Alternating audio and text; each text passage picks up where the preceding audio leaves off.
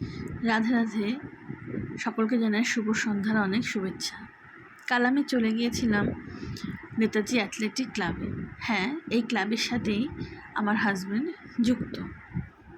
কালকে ভার্চুয়ালি শ্রীমতী মমতা বন্দ্যোপাধ্যায় সমস্ত পুজোগুলো উদ্বোধন করছিল কলকাতা থেকে।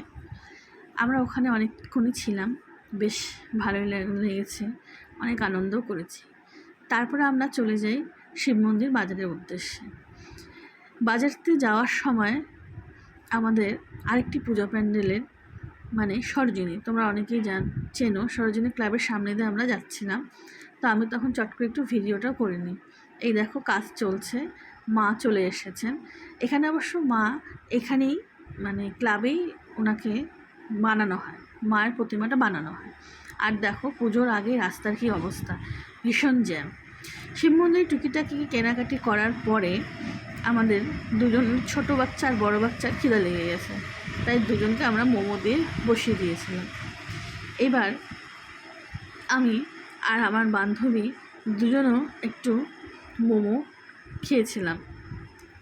তারপর আমি একটু বাইরে গেলাম দোকানের নাম দেখানোর জন্য, কিন্তু আমি নাম খুঁজে পাইনি, হয়তো ওই অন্য সাইডে ছিল, আমি অতদূর যাইনি। এই যে আমাদের চলে এসেছে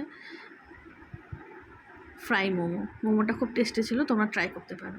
তারপরে গেলাম ফ্যাশন আড্ডায়, কাভিয়ার যদি কিছু কেনা যায়, কারণ কাভিয়ার এখনও পূজার কোনো শপিং হয়নি, কিন্তু ওখানে আমার কোনো কিছু পছন্দ হয়নি, তাই আমরা ফ্যাশন আড্ডার থেকে ব্যাক করে চলে আসছি শিব মন্দির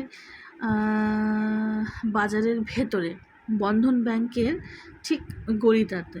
সেখানে এই দাদার দোকান। এখানে গিয়ে একটা জামা কাভিয়ার পছন্দ হয়, আর পছন্দ করাতে অনেক সময় চলে যায় এই দাদা ভাইয়ের। অনেক সময় দিয়ে তাকে অনেক ক্যাটালগ দেখিয়ে তারপর তার একটা জামা পছন্দ